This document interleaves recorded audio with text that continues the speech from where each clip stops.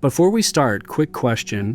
What would you do if your bank froze your money for over a month because of their own mistake?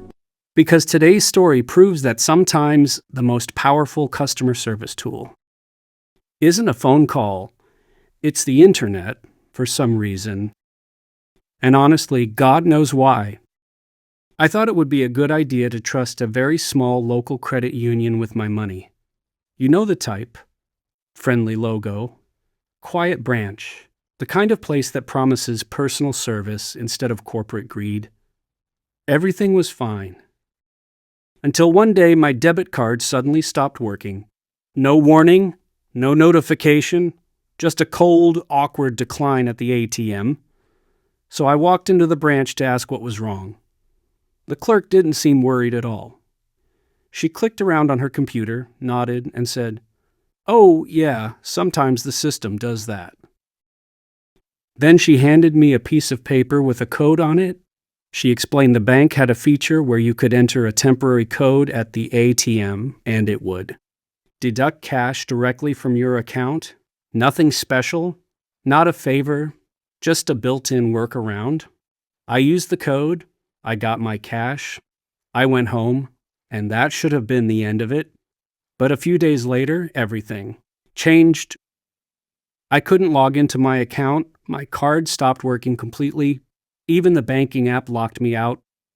Confused, I called customer support. That's when they told me my account had been flagged for review. Why? Because their system made a minor accounting error. The cash withdrawal hadn't been deducted immediately.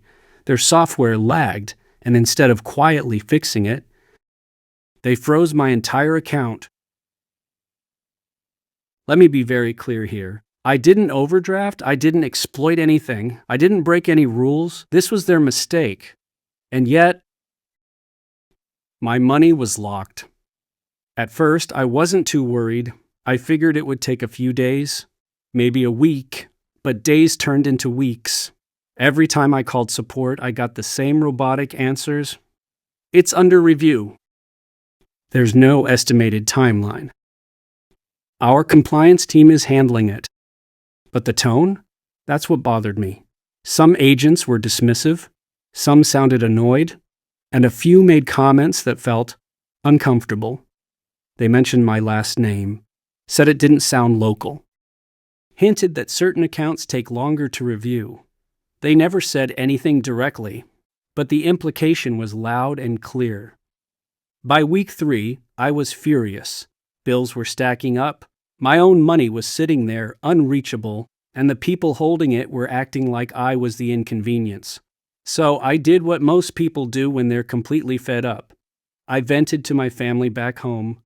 I explained everything.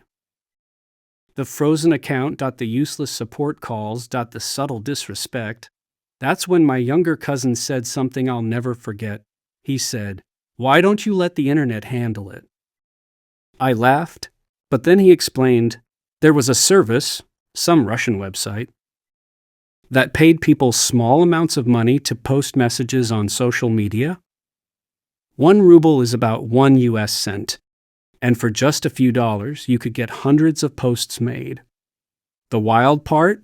You could choose the type of profiles, American-looking accounts, local names, different ages, all posting whatever message you wanted. At first, it sounded ridiculous. Then I thought about it and realized I had nothing to lose. I spent $3. That's it. I wrote a simple complaint. No threats, no lies, just the truth. Account frozen for over a month. Bank error. No communication. Support dismissive. Then I hit submit, and within hours, the credit union's social media pages exploded. Facebook, Twitter, every platform they used.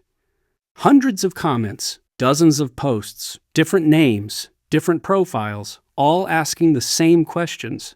Is this bank safe? Is this normal? Has anyone else had their money locked for weeks? It was absolute chaos. And it was beautiful. Here's the best part. I didn't call the bank. They called me that same day. Not. a regular agent, not a supervisor, the call center manager. Suddenly, the tone was completely different. Now they understood my frustration. Now they were apologizing. Now they wanted to make things right.